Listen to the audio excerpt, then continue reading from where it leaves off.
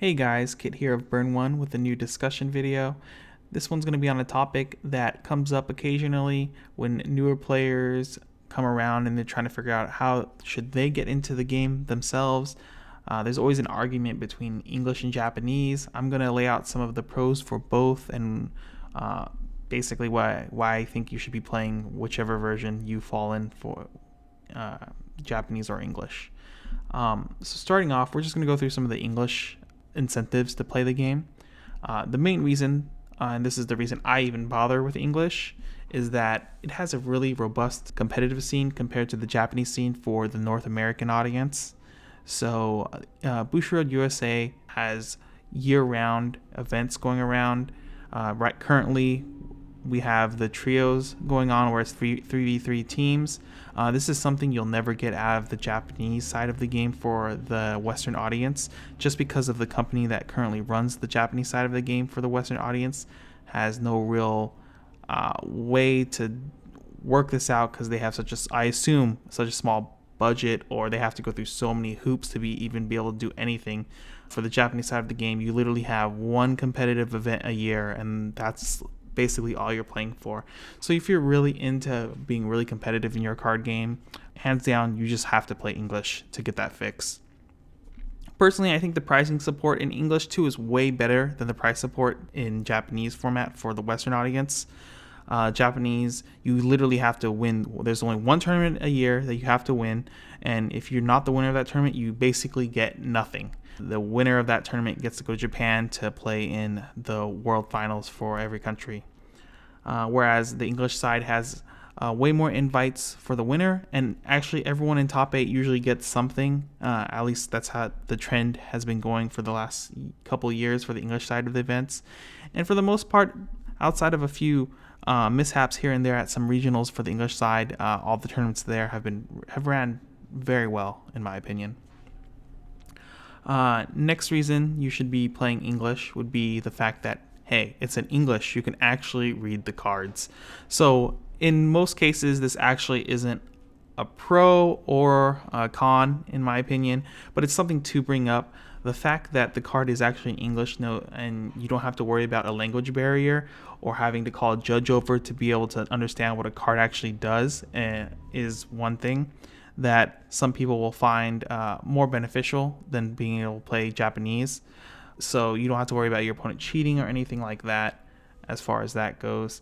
And the third reason I would consider English to be a really good starting step for anyone that's getting into the game nowadays, unless you already have a preset Japanese scene going on, it's easier to get people into the game if they're able to read the cards because they're in English. So starting a scene for this game itself is pretty niche.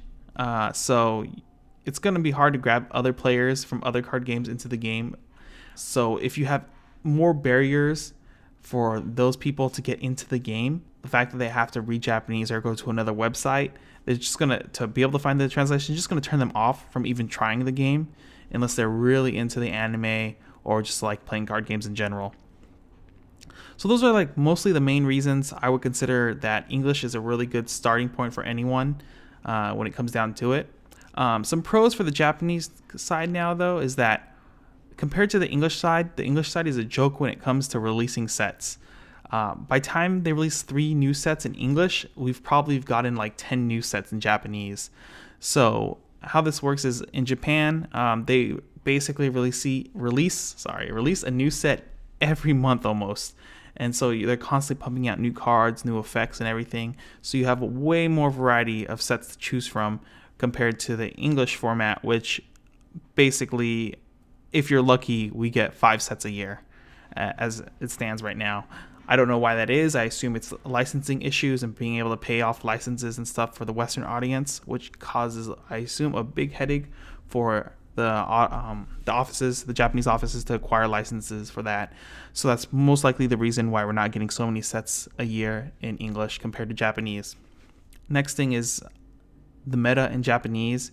I would not say the meta is better. It's just more diverse as it currently is.